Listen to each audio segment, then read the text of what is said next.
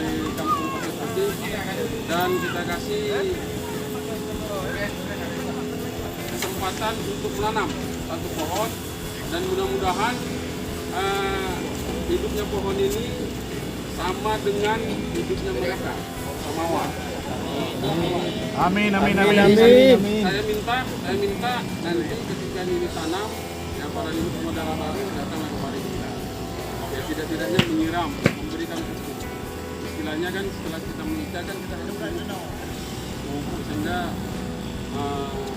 dikaruniakan. Begitu juga dengan pohon ini, saya kasih pupuk sehingga berbuah. Yang manis, banyak dan lebat. Nah, hanya yang bisa sampaikan.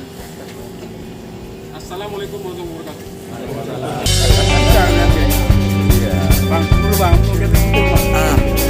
Oh, mampu harus manis. Ada yang betul-betul orang-orang